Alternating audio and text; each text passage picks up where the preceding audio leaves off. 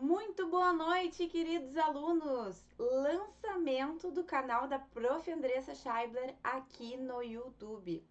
Se você ainda não me conhece, eu vou me apresentar. Eu sou a professora Andressa Scheibler, sou policial civil do estado do Rio Grande do Sul, mestre em Direito pela Universidade Federal do Rio Grande do Sul, a URGS, pós-graduada em Direito Penal e Direito Processual Penal com ênfase em Segurança Pública, pós-graduada em Direito Penal Militar e pós-graduada em Direito Público. Já atuei como professora aqui na Academia de Polícia do Rio Grande do Sul e sou professora aí de diversos cursos preparatórios para as carreiras policiais. A gente está com esse projeto que são as aulas livres aqui no canal do YouTube. A nossa ideia é que as aulas sirvam tanto para iniciantes quanto para quem já está aí no trajeto da aprovação, buscando a sua tão sonhada vaga na carreira policial. Então eu quero explicar para vocês um pouquinho sobre como vai funcionar, o nosso projeto, o nosso canal e as nossas aulas. A ideia não é que a aula seja, cronológica. Não, nós vamos tratar diversos pontos, não necessariamente em ordem cronológica. Por quê? Porque a ideia é dar algum contato para quem está iniciando com o direito penal, para que a pessoa veja, como são cobradas as matérias, como funciona, o direito penal nos concursos públicos e tenha essa aproximação. Mas se você já está estudando, já faz aula com a prof ou com outros professores, a ideia é que você use, o nosso canal e as nossas aulas como um estudo passivo. O que é o estudo passivo? Nós temos duas formas de estudar: o estudo ativo e o estudo passivo. O estudo ativo é quando você está aí na sua casa, marcando seus livros, fazendo resumo, realizando questões. É nesse momento que você mais vai absorver a matéria. No entanto, o estudo ativo não exclui a necessidade do estudo passivo. E o que é o nosso estudo passivo? É quando nós estamos assistindo uma aula, nós estamos recebendo a matéria, o conteúdo que posteriormente nós vamos revisar no nosso estudo ativo. Então, se você já tem o seu estudo, já frequenta algum dos cursos que eu dou aula ou qualquer outro curso, a ideia é que você assista a aula para fixar a matéria, para tirar dúvidas ou para aprofundar o teu conhecimento. Então, eu queria convidar para quem ainda não nos segue, tá aqui do nosso lado o arroba da prof no Instagram, arroba prof. Andressa Scheibler, o nome é complicado, mas é só copiar, prof. Andressa Scheibler, que você se inscreva aqui no nosso canal e ative as notificações. Nós vamos ter periodicamente aulas sobre diversos pontos do direito penal. Hoje, especificamente, nós vamos tratar da lei penal no tempo, tá? Essa matéria, ela costuma ser mais solicitada, mais cobrada nos concursos para a Polícia Civil, para a Polícia Federal e para a Polícia Rodoviária Federal. Essa aula vai ficar gravada aqui e vocês podem acessar e assistir quantas vezes vocês quiserem, certo? A nossa ideia é difundir o conhecimento e auxiliar vocês no caminho até a aprovação. Então, gente, sem mais delongas, vamos iniciar a nossa aula, que tem uma matéria muito legal para a gente ver. Então, iniciamos. Noções introdutórias. Eu sei que às vezes é um pouquinho chato nós ficarmos falando de noções introdutórias, mas a noção introdutória é o que vai te situar em qual parte da matéria nós estamos e muitas vezes entender como funciona aquela parte da matéria ou todo o direito penal, e isso pode te auxiliar a resolver alguma questão. Então, a ideia geral é que o princípio da legalidade vai nos dizer que o fato criminoso, ao fato criminoso, a gente só vai aplicar a lei vigente no momento da realização do crime, o chamado tempus regit actum. Prof, que palavra difícil! O que é isso? Tempus regit actum é uma expressão em latim que vai dizer que o tempo rege o ato, Em outras palavras, que o ato ele é regido pelo tempo, Isso quer dizer, que o tempo da lei penal é o tempo da conduta, do momento em que se realizou o fato criminoso. E talvez você esteja se perguntando aí do lado: Prof, eu preciso saber esse nome difícil? Sim, precisa saber. Porque muitas vezes a banca vai usar esse nomezinho complicado. E se você não tiver decorado, talvez você não consiga resolver a questão, ainda que saiba a matéria. Então, pelo princípio da anterioridade, a lei penal ela tem que ser editada antes da prática da conduta que a gente deseja considerar um crime, né? Então, se ocorrer, né, de ter uma lei penal que ela é melhor, ela facilita, ela melhora a condição do nosso réu, nós poderemos ter excepcionalmente a retroatividade. Ou seja, aquela norma que foi editada depois do nosso fato criminoso, ela vai retroagir, ou seja, vai agir para o passado, né, para beneficiar o réu. É o que nós chamamos em direito penal de lei penal in bonam partem. Olha aí o latim de novo, né? In bonam partem. É em favor da parte, pelo bem da parte. E esse movimento que a lei penal faz no tempo de retroagir, ou posteriormente nós vamos entender que ela também tem outra possibilidade, não apenas de retroagir, é a chamada extratividade da lei penal, né? Extratividade significa o agir fora do tempo. E essa extratividade ela pode ser retroatividade, ou seja, aquilo que vai para trás, quando a lei atinge fatos ocorridos antes da sua vigência, ou ultraatividade, que acontece quando a lei penal atinge fatos ocorridos após a revogação dessa lei. Ou seja, após ela não estar mais valendo, digamos assim, né? Após a cessação dos seus efeitos. E aqui nós vamos ter um esqueminha que é para você decorar, né? Quando a gente fala de ultraatividade, a gente está falando que nós temos a norma e o fato posterior. Quando a gente fala em retroatividade, nós estamos falando que nós temos a norma, mas o fato é anterior à norma, certo? Esta é a ideia. A ultratividade, a norma vai se aplicar a fatos que aconteceram depois dela. E a retroatividade, ela vai se aplicar a fatos ocorridos antes da existência desta norma. Compreendido? Seguimos então com a nossa aula. Pessoal, ainda nas noções introdutórias, eu trago para vocês aí o que disciplina o nosso artigo 2º do Código Penal, né, que vai nos dizer que ninguém pode ser punido por fato que lei posterior deixa de considerar crime, cessando em virtude dela a execução e os efeitos penais da sentença condenatória. Então, ele vai refletir o artigo 2º, o que nós estamos falando, né? Que ninguém vai ser punido por algo que não é mais considerado crime. Ou seja, a lei penal, ela não pode atingir algo que não é mais considerado crime, né? Se a lei penal não existe mais, o fato que é anterior não pode mais ser punido, se ela deixa de existir. Então, essa ideia é de que há uma retroatividade da lei penal benéfica, né? O que é benéfico? Aquilo que favorece o nosso réu. Então, esta é a ideia.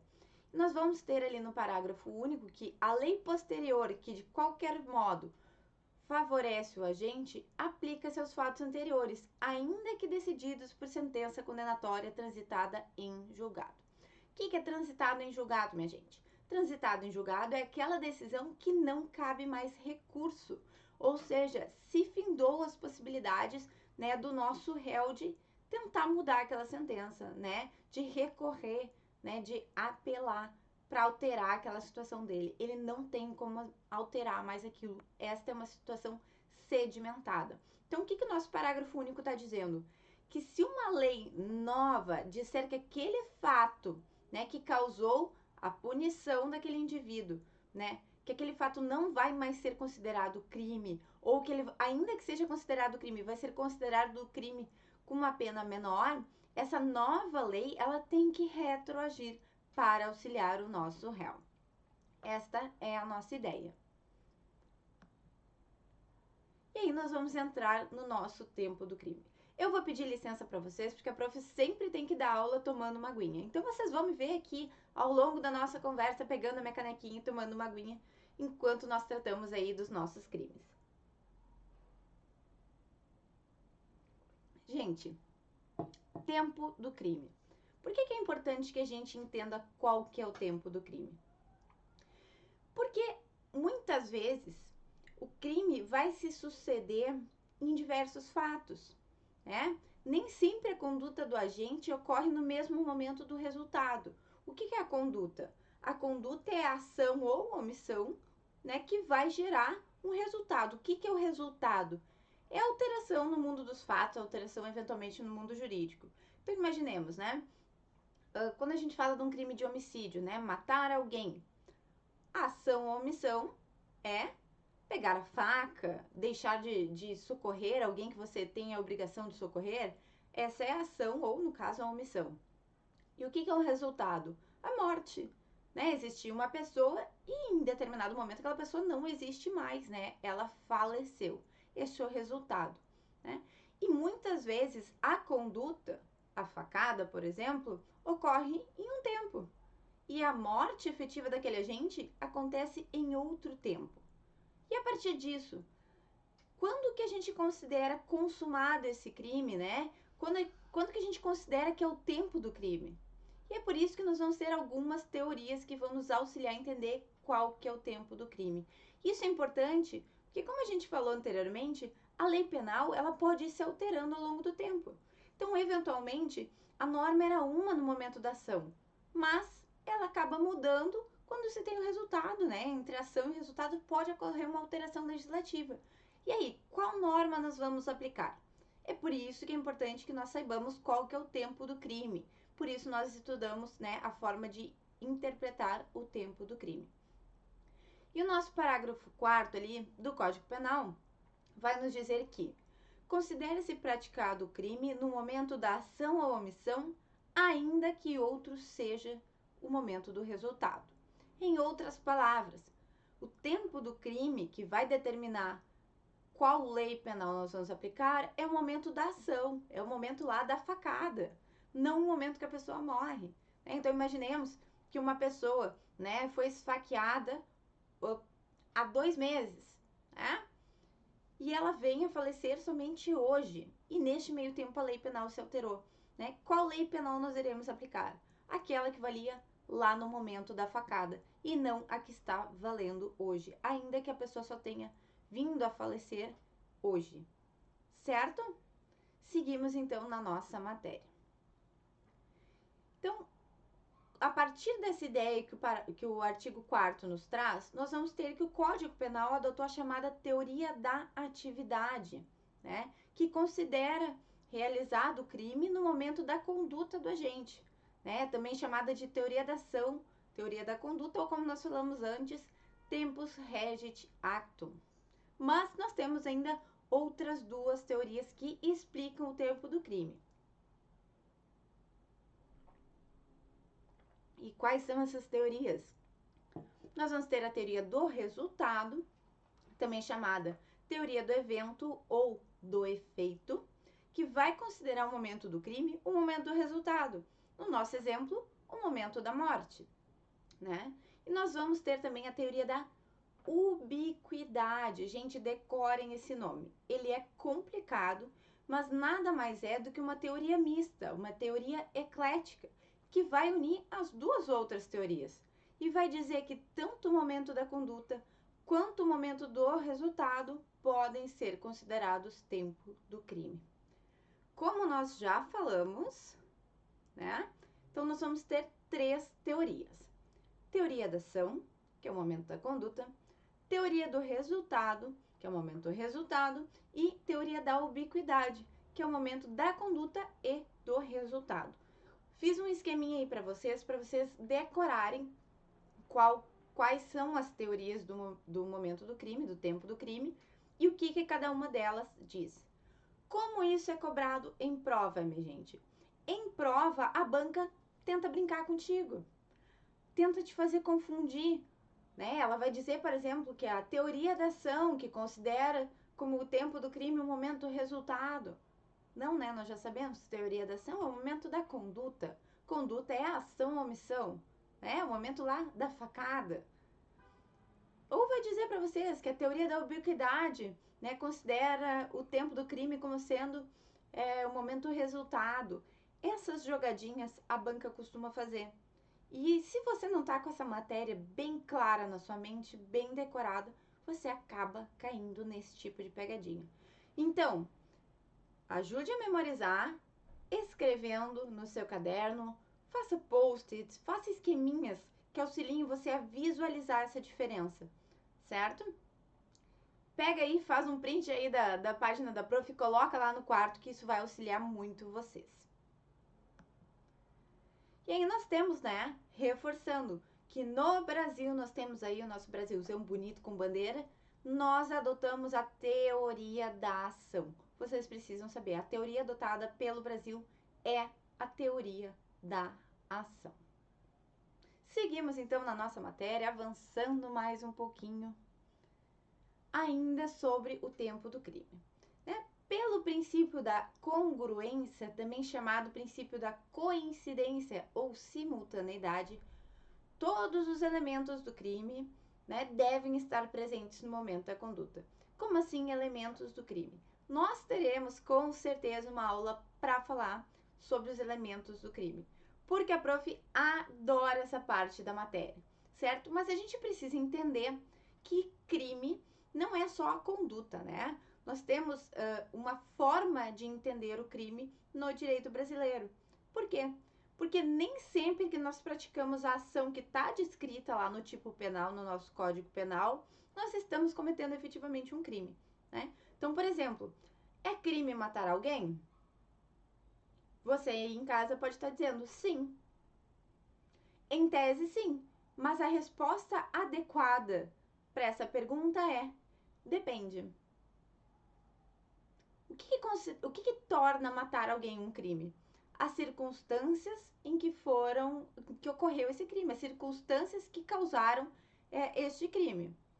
Então, eu matei alguém porque eu estava irritado e resolvi dar 10 tiros naquela pessoa. Por quê? Porque eu estava irritado. Temos um crime, né? Homicídio. Tá, mas eu matei alguém. Mas eu matei alguém porque esta pessoa gritou lá na esquina: eu vou te matar, e veio para cima de mim com uma arma em punho apontada na minha direção. E eu, então, como policial, saquei a minha arma, dei 2 tiros naquela pessoa e me defendi. Eu cometi um crime? Não, minha gente. Não. Isso se chama legítima defesa. E é uma das formas que nós temos de que essa conduta, que em tese está descrita lá no tipo penal, né? Matar alguém está descrito. Mas nessa situação não vai ser considerado crime. E como que nós chegamos à conclusão de que não vai ser considerado crime? Porque, para que um fato seja considerado crime, ele deve ser um fato típico, ilícito e culpável. Por isso, nós temos a estrutura do crime que nós vamos analisar com muita calma em outra aula. Mas eu quero que vocês tenham em mente que nem sempre que a conduta se adequa ao que nós temos no tipo penal, nós temos um crime. Não é sinônimo, certo?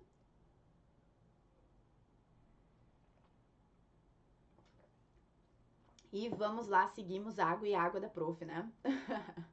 Então, todos os elementos do crime precisam estar presentes no momento da conduta, lá no momento da facada, no momento da ação. Então, quando a gente vai aferir, né, se aquele indivíduo que teve a conduta, se ele é imputável ou inimputável, né? Se ele tem a capacidade de entender o caráter ilícito daquela conduta, nós temos que analisar isso no momento da ação dele, não no momento que ocorre o resultado, né? A gente tem que avaliar se ele é maior de idade ou menor de idade lá no momento da ação dele, lá no momento da conduta, e não no momento do resultado ou do julgamento.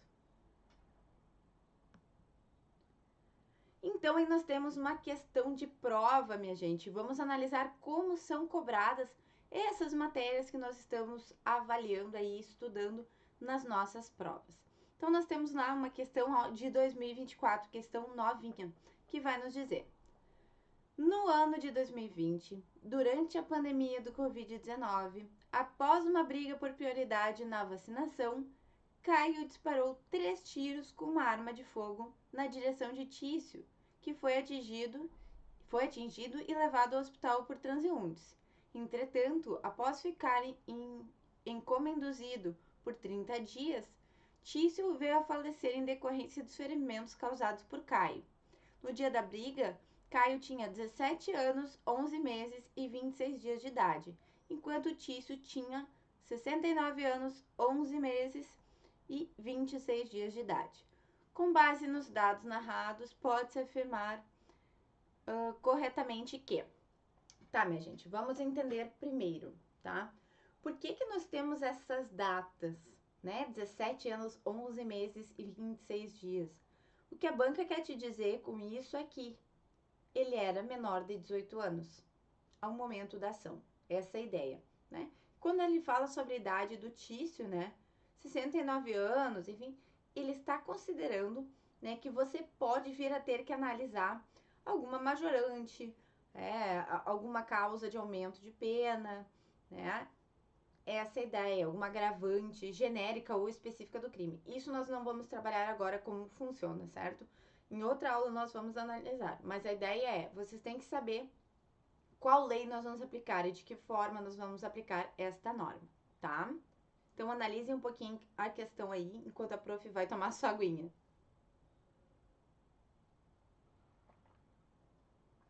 Gente, alternativas, né? Caio tornou-se inimputável posteriormente e pode ser responsabilizado criminalmente, pois o Código Penal adota a teoria do resultado quanto ao tempo do crime. Vamos analisar essa assertiva ponto por ponto. Caio tornou-se inimputável. Vamos lá. Caio é quem atirou. Caio tinha 17 anos. Ser imputável, ele não se tornou inimputável, ele era inimputável, porque ele era menor de idade. Dentre as causas de inimputabilidade, o que é inimputabilidade, né? É a falta de capacidade de compreender o caráter ilícito da sua conduta, certo? Ele era inimputável aos 17 anos. Aí você talvez está aí do outro lado dizendo, prof, mas com 17 anos ele não sabe que isso é errado? A gente precisa entender a matéria não de acordo com as nossas convicções pessoais. Nós precisamos entender de acordo com a lógica jurídica. E o nosso Código Penal presume, é uma presunção que não admite prova em contrário, é uma presunção absoluta que todo menor de 18 anos não tem capacidade de compreender o caráter ilícito da sua conduta. Ah, mas eu não concordo. Gente, infelizmente aqui não é questão de concordar, tá? Nós temos que considerar o que o nosso código determinou. Então, se ele é menor de 18 anos, ele é inimputável, certo? Esse é o primeiro ponto. Então, a nossa alternativa ali já está errada, por conta da imputabilidade. Segundo, e pode ser responsabilizado criminalmente. Gente, se é inimputável, não pode ser responsabilizado criminalmente. Nós temos aí um probleminha, né? É uma coisa que não bate uma com a outra, né?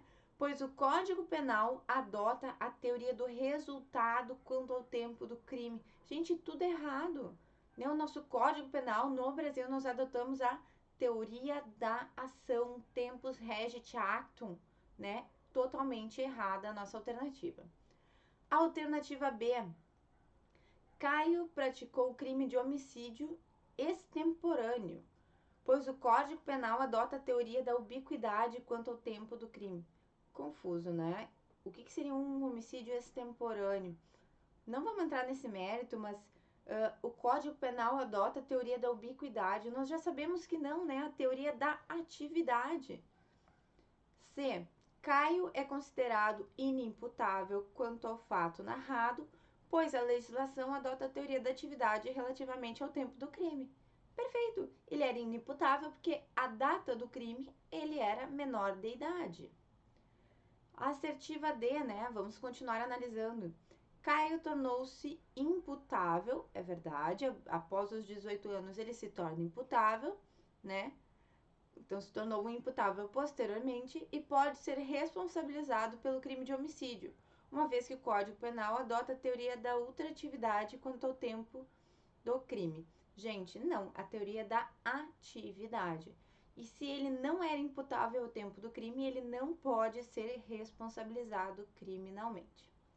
E CAI é considerado retroativamente imputável. Gente, não existe isso.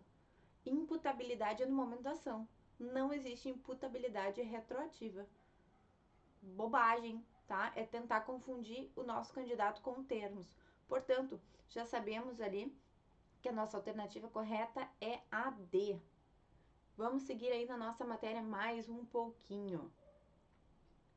Mais uma questãozinha pra gente, né? Questão da Fundatec de 2024. Questão novinha e justamente da banca que é responsável pela prova da Polícia Civil aqui no Rio Grande do Sul. Então, atenção. Aníbal, eu adoro esses nomes. Aníbal, Caio, Tício, são nomes bem diferentes, né? Caio até não é tanto, mas sempre são os nomes assim. Em direito, nós temos os três meliantes, né? O Caio, o Tício e o Mévio. Quem é do direito sempre vai lembrar que eles são exemplos, geralmente, na prova da OAB. Mas vamos lá, o Aníbal. Aníbal é outro criminoso, parece, né?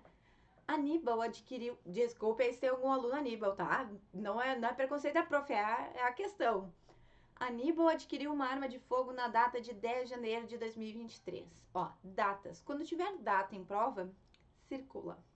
Circula porque pode fazer diferença para você entender o que aconteceu nas datas. Então, 10 de janeiro de 2023. Uma semana depois, com animus necandi. Gente, o que é animus necandi? Esse latim desgraçado na nossa vida. Animus necandi é vontade de matar. Ânibus de matar, vontade de matar, tá? Animus necandi, utilizando a arma, realizou disparos contra sua ex-companheira, Aurora, que em razão do fato veio a óbito na data de 20 de janeiro de 2023. Tomando por base os fatos narrados em relação ao tempo do crime, pode-se afirmar corretamente que... Gente, então a ideia é a questão te dá duas datas. E ela quer saber quando ocorreu o crime. Nós já sabemos, né? Tempus regit actum. O momento do crime é o momento da ação. Então, ali, o crime se consumou na data de 29 de janeiro de 2023. Né? 29 de janeiro de 2023 é a data do falecimento. Não, né? É a data da ação. Considera-se consumado o crime tanto na segunda como na terceira data. Não. Adotamos a teoria da atividade, então é o momento da ação. O crime se consumou na data de 17 de janeiro. Gente, eu noto que sempre tem uma questão meio translocada, né? Uma alternativa translocada. Nós temos duas datas no nosso enunciado. 10 de janeiro e 29 de janeiro. Como é que o crime se consumou no dia 17 de janeiro? Que data é essa que surgiu, gente? E sabe qual é que é o problema? É que vai ter alguém que vai marcar. Inacreditavelmente vai ter. Seja porque não leu, seja porque chutou. Então eu gosto de dizer para os meus alunos: gente, vai chutar, tá tudo bem, mas faz o chute consciente. Dá uma lida. Eu vou botar na C, porque o meu nome é Carolina, então o C me ajuda. Sim, mas olha, se aquela alternativa não é absurda.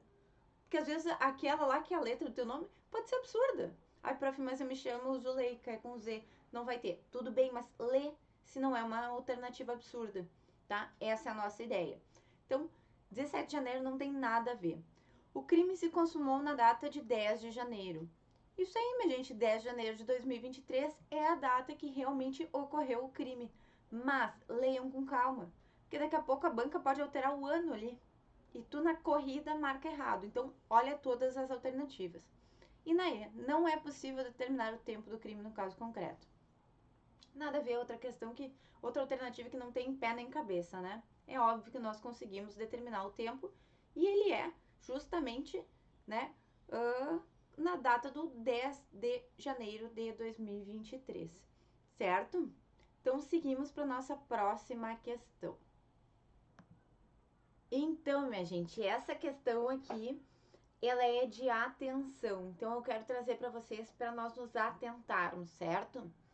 Quanto ao tempo do crime, é correto afirmar: A. Considera-se praticado o crime no momento da ação ou omissão, ainda que outro seja o momento ou resultado. Gente, prof, mas tu falou que era o momento da conduta. Gente, conduta, como eu já falei, vou explicar mais aprofundadamente para você em outra aula. Conduta é ação ou omissão. Teoria da atividade vai dizer que o tempo do crime é o tempo da conduta, mas conduta é ação ou omissão, certo? Nossa assertiva B vai nos dizer: considera-se praticado o crime somente no momento da ação. Gente, errado. E por que que está errado? Ai, prof, mas ação não é teoria da atividade. É, mas olha só. Considere-se praticado o crime somente no momento da conduta.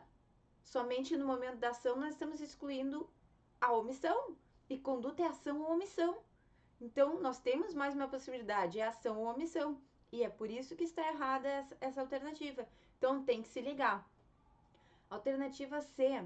Considera-se praticado o crime tanto no momento da ação ou omissão culposa, ainda que outro seja o momento do resultado naturalístico. Gente, ação ou omissão pode ser dolosa também. Né? Nós vamos entender a diferença entre dolo e culpa. Dolo é ter vontade ou assumir o risco de cometer o crime. Culpa é quando a gente não deseja cometer o crime, mas, né, por imperícia, imprudência ou negligência, que nós vamos estudar também, né, acaba cometendo aquele crime. Então, não é só culposa, é dolosa também, né? Ainda que outro seja o momento do resultado naturalístico, nós também vamos entender que existem duas espécies de resultado. O resultado naturalístico, que altera o mundo dos fatos, né? E o resultado que altera o mundo jurídico, tá? Então, não é apenas o resultado naturalístico. E lá nós temos a assertiva D, que diz: considere-se praticado o crime somente no momento da ação, pouco importando o momento do resultado. Excluiu novamente a omissão. Então, está errada essa nossa assertiva. Seguiremos então com a nossa matéria. Perceberam como a banca pode fazer jogadinhas? Isso, são várias bancas que fazem isso e nós devemos estar atentos.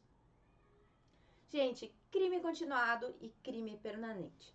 A súmula 711 do STF vai nos dizer que a lei penal mais grave aplica-se ao crime continuado ou ao crime permanente se a sua vigência é anterior à cessação da continuidade ou da permanência. Prof, não entendi nada. Nós estávamos dizendo, né, que só vai retroagir a lei penal benéfica, aquela que melhora a vida do nosso réu. E nós temos a súmula 711 do STF dizendo que é o contrário, né, dizendo que nós vamos aplicar uma lei mais grave quando nós tivermos um crime continuado ou permanente, né, se ele começou anteriormente, mas ainda no curso da ação surgiu essa lei mais grave, né? Se ela surgiu antes de acabar este crime. E por que acabar? Nós já vamos entender, nós temos ali no nosso quadrinho a diferença entre o crime continuado e o crime permanente. O crime continuado, ele nada mais é do que uma figura jurídica, uma ficção jurídica que acaba sendo um benefício para o réu.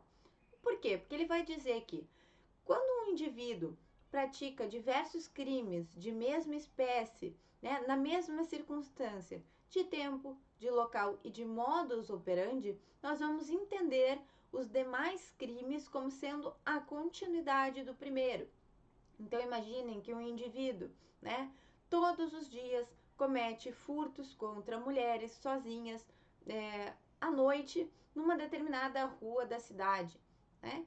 O primeiro crime vai ser considerado crime e os demais vão ser considerados, né, a continuidade daquele primeiro crime. Prof, mas isso é um absurdo. Eu concordo, né? Mas nós vamos trabalhar um pouquinho mais sobre isso porque é uma ficção jurídica. E o crime continuado não vai se aplicar para crime contra a vida, né? Nós vamos analisar isso mais para frente, mas eu preciso que vocês entendam que se a lei penal se alterar, se ela tiver uma modificação durante a continuidade, ou seja, durante o momento que ele está cometendo esses crimes, ainda que ela seja mais severa, que ela piore a situação do nosso investigado, ela vai ser aplicada, certo? E com relação ao crime permanente, o crime permanente é o crime cuja consumação se prolonga ao longo do tempo, né? Por vontade do nosso agente. Então, imaginemos um sequestro. A todo momento que o nosso indivíduo, né, que fez o sequestro e mantém aquela vítima em cárcere privado, a todo momento que ele não permite que aquela vítima saia daquele controle, ele está perpetuando, ele está prolongando a atividade dele no tempo. E por isso, se durante o tempo que aquela vítima estiver no cativeiro, a lei for alterada e piorar a situação do réu, ainda assim nós iremos aplicá-la, tá? Ainda que ela piore a situação dele. Esta é uma situação específica aí do nosso crime continuado e do nosso crime permanente, que costuma ser cobrada, essa situação diferenciada costuma ser cobrada em prova. Gente, sucessão de leis penais no tempo. O que acontece, né? As normas penais, elas são suscetíveis de mudança, e nós sabemos que no Brasil isso ocorre o tempo inteiro. Por isso, é possível que entre a data em que alguém comete o crime e o julgamento ou o término do cumprimento da pena que tenha sido atribuída a esse indivíduo, haja uma alteração na norma penal. E isso é chamado de sucessão de leis penais no tempo, né? E ainda que já haja o julgamento do caso e o nosso indivíduo esteja cumprindo uma pena, alterações legislativas podem afetar a situação daquele apenado. E por isso nós devemos nos atentar, prestar atenção e memorizar as regras de ultratividade e de retroatividade da nossa lei penal. Então, minha gente, o artigo 5º da Constituição, né, vai nos dizer que a lei não retroagirá salvo para beneficiar o réu, ou seja, a lei não volta atrás a não ser para melhorar a situação do nosso réu, do nosso investigado, né? Então, fica claro que nós temos a retroatividade apenas da lei benéfica, né? Que autoriza que a lei penal produza efeitos sobre ações ou omissões que já tenham sido realizadas no passado, até mesmo antes da edição dessa lei, certo? Mas quando a gente trata de leis incriminadoras, nós temos como regra a irretroatividade, né? O que são leis incriminadoras? São aquelas que vão criminalizar uma conduta, seja ela uma ação ou uma omissão, que antes não era considerada crime para o direito penal. Então, nós precisamos entender que lei incriminadora, também chamada neocriminalização ou, em latim, novatio criminis. Prof, tem que decorar o latim? Tem, gente, é importante. Novatio criminis, lei incriminadora. É diferente de lex gravior, que nós vamos ver ali na frente. Embora ambas piorem a situação do réu, porque numa se cria um tipo penal que não existia e na outra nós pioramos a situação jurídica do réu, mas ambas vão acabar sendo ruins para o nosso réu, mas elas são diferentes, tá? E nós já vamos ver a diferença na nossa próxima página aqui do nosso slide. Então, minha gente, quando há novatio legis impeius, né? Embora se escreva pejus, né? Em latim, quando a gente tem o J ali, a gente vai ler impeius, né? A gente está diante de uma lex gravior. Gravior, lembre de gravidade, então é uma lei pior, tá? É uma lei penal mais severa. A novatio legis impeius, ela prejudica o réu. Ela não cria um crime novo, porque isso é a novatio criminis. Aqui nós estamos falando de novatio legis impeius, certo? São diferentes. Ambas pioram a situação do réu, mas são diferentes. Ela também é irretroativa, né? Ela não pode retroagir. Porque lá, quando a gente estuda os princípios, nós aprendemos que uma decorrência do princípio da legalidade é o princípio da anterioridade, ou seja, a lei penal tem que ser anterior à atuação do nosso indivíduo. Por quê? Porque a lei penal, ela vai nos dizer como nós devemos agir, ela vai ser parâmetro para nós conduzirmos a nossa vida. Então, ela vai dizer o que nós não podemos fazer. E se nós não sabemos o que nós não podemos fazer, nós não podemos deixar de fazer. Então, por isso, nós temos o princípio da anterioridade, certo? É necessário que haja uma lei penal anterior para que nós adequemos a nossa conduta a essa lei anterior, tá? E quanto às leis benéficas, né? As leis penais benéficas, também chamadas lex missior, nós vamos ter duas possibilidades, né? Nós temos abolitio criminis, que nada mais é do que a abolição do crime, né? Também chamada de descriminalização, que é quando ocorre a revogação de um tipo penal, ou seja, o nosso legislador ele não vai mais punir uma conduta que antes era considerada crime.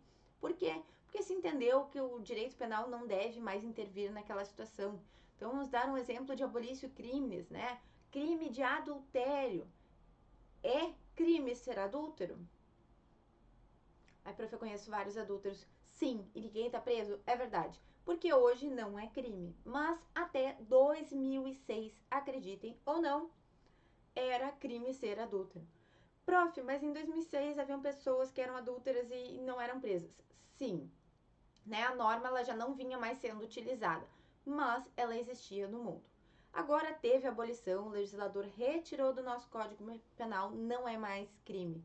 Então, tivemos abolição, não existe mais este crime. Por outro lado, nós precisamos entender que quando há abolício crimes, ou seja, nós temos a abolição do crime, nós temos também uma chamada, né, no nosso direito penal, causa extintiva da punibilidade, né? Vamos entender o nosso bom e velho português. Causa, né, é algo que dá causa. Extinção, que acaba com o que? Com a punibilidade. Punibilidade é o que permite punir o nosso agente. Então, abolício crimes é algo que causa a impossibilidade de nós punirmos alguém, né? E por conta dessa impossibilidade de punir, cessam os efeitos penais da condenação. Ou seja, toda pessoa que cumpria a pena por aquele crime que passa a não mais existir porque foi revogada a lei, né, o tipo penal, esta pessoa não deve mais cumprir pena. Então o indivíduo tem que ser posto em liberdade, né? Não sendo a condenação considerada para reincidência em antecedentes penais. Por quê?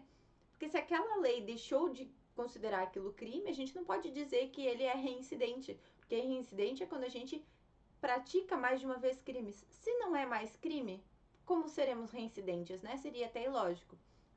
Mas, atentem-se, tá aí no nosso slide.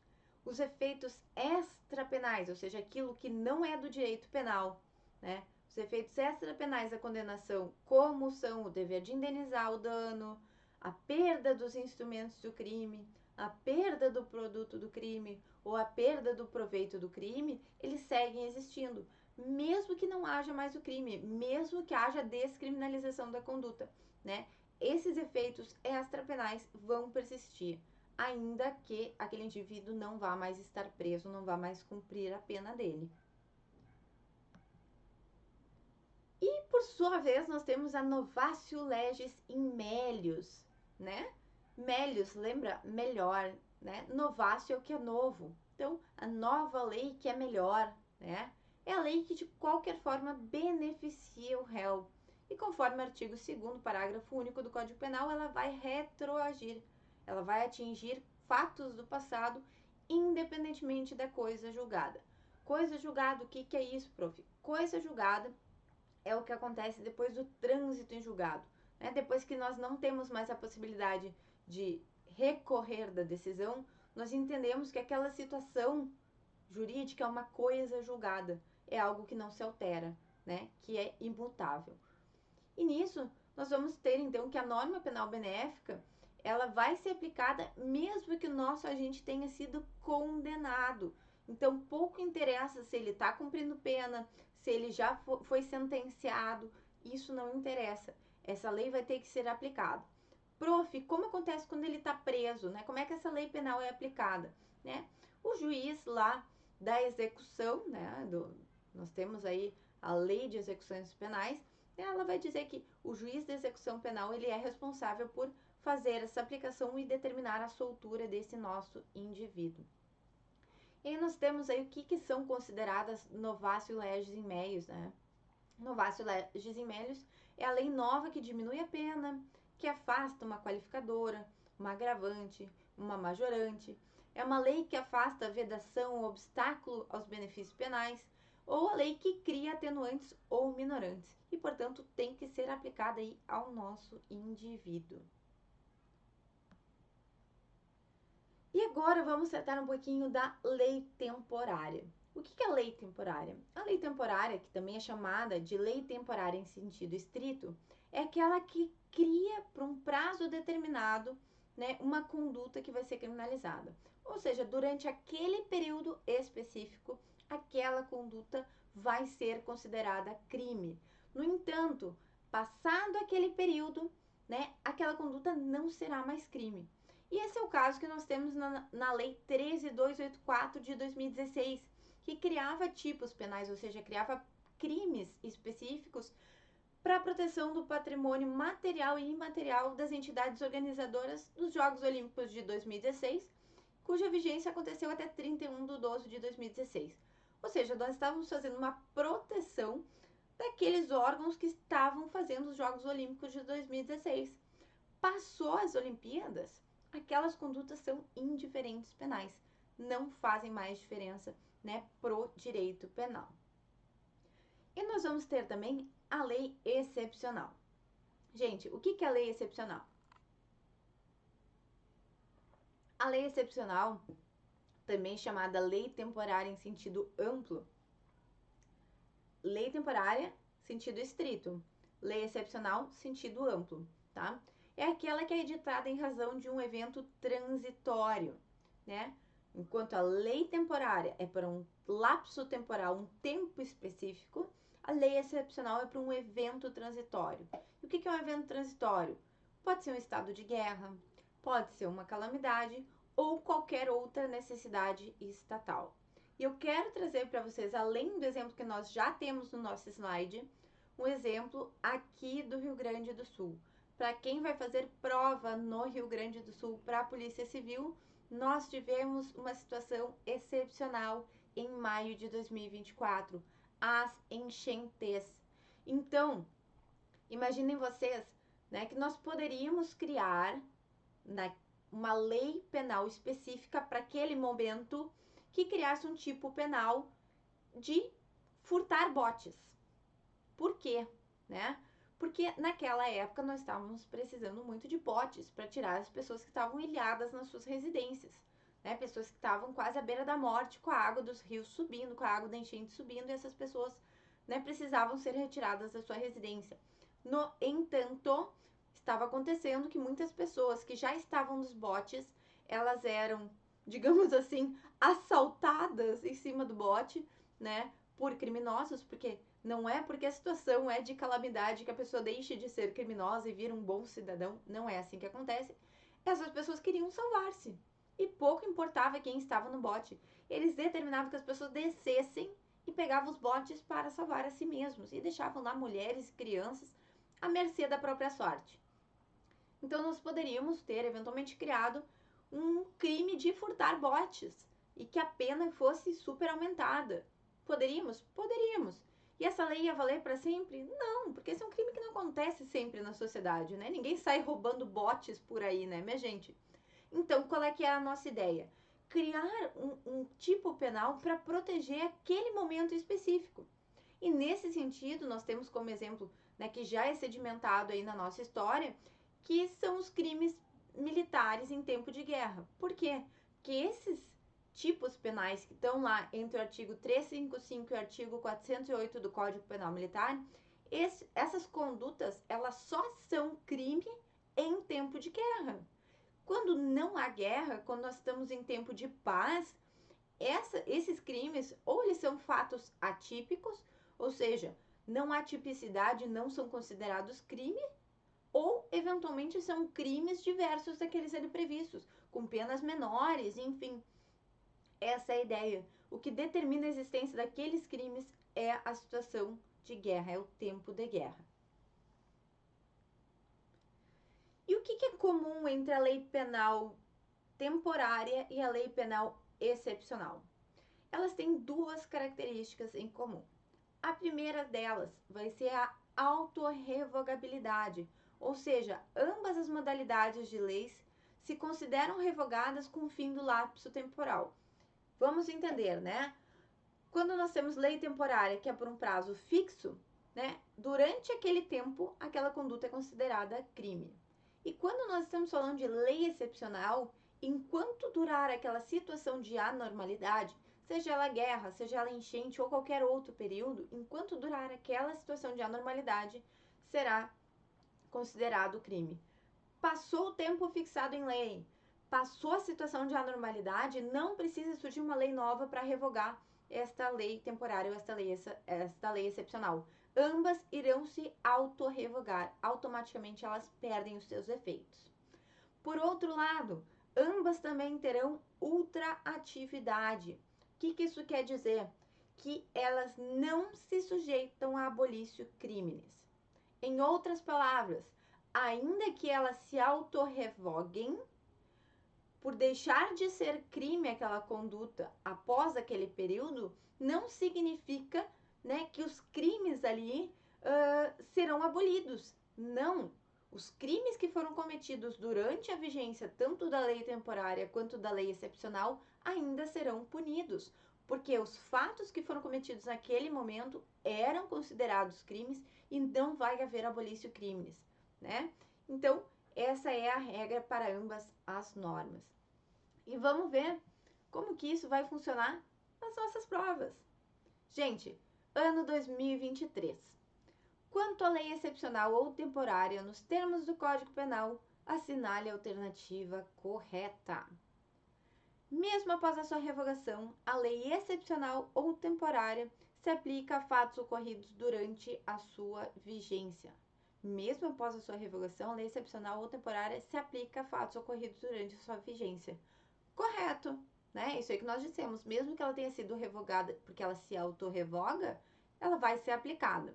E vamos ver por que as outras estão erradas? B. A lei excepcional ou temporária, cessadas as circunstâncias que a determinam, não será aplicada ao fato praticado durante a sua vigência. Claro que não, né? Porque senão que eficácia teriam essas normas? Se elas foram criadas e depois da vigência, os fatos que foram praticados naquela época não seriam mais punidos. Claro que não. Isso não daria efetividade à norma, está errado. Alternativa C. O Código Penal dispõe, em um de seus artigos, que a lei excepcional ou temporária pode retroagir para alcançar fatos anteriores à sua vigência. Não, minha gente, nós não falamos isso. A lei penal temporária e a lei penal excepcional só se aplica aos fatos que ocorreram durante a vigência dela, nem para fatos posteriores, nem para fatos anteriores. Não é possível. No entanto, todos os fatos que foram cometidos durante a vigência dela, nós teremos aplicação, né, mesmo que ela seja revogada. Então, a alternativa C não está correta. A alternativa D. O Código Penal veda expressamente a edição de lei excepcional e lei temporária. Gente, o que é que nós estamos estudando isso então, se não pode criar? Que baita bobagem, né? Viajou. Como eu sempre digo, sempre tem uma alternativa absurda. E sempre tem, né, um bisonho que a gente chama que vai marcar essa alternativa absurda. Então, antes de chutar, vamos ler, tá? E a alternativa E. O Código Penal veda expressamente efeitos penais à lei temporária, permitindo-os a lei excepcional. Não, né, gente? Não é isso. Nós temos lei penal temporária e temos lei penal excepcional. Viagem na maionese, está correta lá a nossa alternativa A. Seguindo então para a nossa última questão, né? Em relação à lei penal no tempo, assinale a alternativa correta. Na hipótese de crime permanente, que é aquele lá que nós falamos, né, do cárcere privado, aplica-se a pena vigente no momento da privação da liberdade da vítima, ainda que outra pena mais gravosa esteja em vigor no momento da libertação da vítima. Gente, não, né? O que nós falamos foi, se surgir uma lei penal mais gravosa, que piore a situação do nosso réu, enquanto aquela vítima estiver em cárcere, vai se aplicar a lei mais grave. Por quê? Porque ele está renovando a cada momento a conduta dele. Né? A cada momento ele decide que ele quer permanecer com aquela vítima. E, portanto, se ele decidiu que vai continuar, ele vai sofrer a pena mais grave, né? Mesmo que a atitude dele tenha começado antes com uma lei mais leve. B. A lei nova, que deixa de considerar um fato como crime, retroage somente para os casos em que não houver trânsito em julgado. Não, né? Nós falamos que mesmo que haja trânsito em julgado, mesmo que o nosso indivíduo esteja cumprindo pena, a lei mais leve vai retroagir sempre. Por isso, alternativa erradíssima, certo? Alternativa C. A lei penal mais benéfica ao acusado sempre retroage, ainda que o fato seja praticado durante a vigência de lei excepcional. Não, minha gente. Lei excepcional só se aplica a lei excepcional naquele período. Mesmo que surja uma lei mais benéfica para aquele agente, neste caso ela não vai retroagir. Não pode, porque senão qual é a efetividade daquela lei excepcional? Então, não retroage. Tá?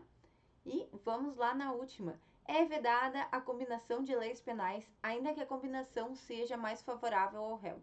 Essa aqui não é específica da nossa matéria, nós vamos tratar depois, mas como que a gente considera uma lei penal mais benéfica, né, para o réu? O que, que a gente vê que é lex missior, o que, que é lex gravior, né? Como é que a gente sabe, né? O que está melhorando ou não a situação do réu? Nós temos que considerar a norma como um todo, tá? Porque nós podemos ter uma norma que cria uma pena muito maior para um crime, mas ao mesmo tempo cria uma progressão mais fácil. Tá, o que é melhor para o réu? Nós temos que analisar no caso concreto, certo? Ah, prof, então eu consigo fazer uma mistura de normas. Eu pego a norma que tem uma progressão de regime mais fácil e pego aquela que tinha pena menor e junto e crio um caso específico para ele. Não, nós não podemos fazer combinação de normas. Ou é uma ou é outra. E se aplica que for mais benéfica. Não dá para fazer essa mistura, né? A gente chama as normas Frankenstein, né? Que pega um pedacinho de um, pega um pedacinho do outro junto e faz o que for melhor. Não, isto não é possível. Então, por isso, nessa nossa questão vai ser correta a nossa alternativa D, né? Ainda que nós não soubéssemos essa parte, né? Todas as outras alternativas ficaram bastante claras, né? Que estavam erradas. Isso eu quero trazer para vocês, né, minha gente? Não tem problema nenhum você acertar uma questão por eliminação. E isso até auxilia você a identificar, né, qual a questão correta. Então, não vai direto marcando, analisa todas as questões. Ai, prof, mas eventualmente eu vou ficar com dúvida. Sim, eventualmente vai, mas é muito importante, porque às vezes, se você marca a primeira que você achou correta, de cara, sem ler as outras, acaba que você comete um erro, não percebe uma jogadinha que a banca fez ali, com uma palavra, com um tipo penal. Então, é importante que você faça a leitura e analise todas as alternativas. Certo, minha gente? Então, gostaram dessa aula? Essa é a nossa primeira aula do canal. Eu espero que vocês estejam gostando, tá? É um tópico pequeno, porque eu não quero me alongar muito, eu quero que vocês entendam principalmente a matéria, né? Façam questões, podem trazer para a prof. A gente pode fazer daqui a pouco uma aula que trate só de questões, não tem problema. O que eu vou pedir para vocês? Gostaram dessa aula? Marca lá a prof no Instagram, segue a gente no canal, porque esse é só o início, tá? Nós teremos aulas para todas as carreiras. Ah, prof, mas hoje essa era mais para Polícia Civil, para PRF, para PF. Eu vou fazer concurso para Brigada Militar, para Polícia Militar. Eu queria algo mais específico. Relaxa, vai ter também. Ah, prof, mas eu quero fazer para Guarda Municipal. Também vai ter, certo? A nossa ideia é ter um pouquinho de tudo, para que vocês tenham contato com todo tipo de matéria, das mais fáceis até as mais difíceis, tá? Nós vamos abranger um pouquinho de cada coisa. Então, eu quero agradecer muito a presença de todos vocês, né? É muito importante para mim que vocês deixem um comentário, falem o que acharam da aula, se gostaram, se ficaram com alguma dúvida aí sobre a nossa matéria. E segue aí com a gente que ainda vai ter muito conteúdo aqui para ti, tá? Eu aguardo vocês na nossa próxima aula. Prof, o que vai ser a nossa próxima aula? Na nossa próxima aula, nós vamos falar de lei penal. Ah, minha gente, nós temos que falar sobre o lugar do crime, né? Hoje nós falamos do tempo do crime, na próxima aula nós falaremos sobre o lugar do crime. Onde se considera cometido o nosso crime. É a sequência da nossa aula que vai te ajudar também nesse ponto, também no concurso da Polícia Civil, da PRF e da PF. Aguardo vocês então na próxima aula. Muito obrigada e até a próxima. Tchau, tchau.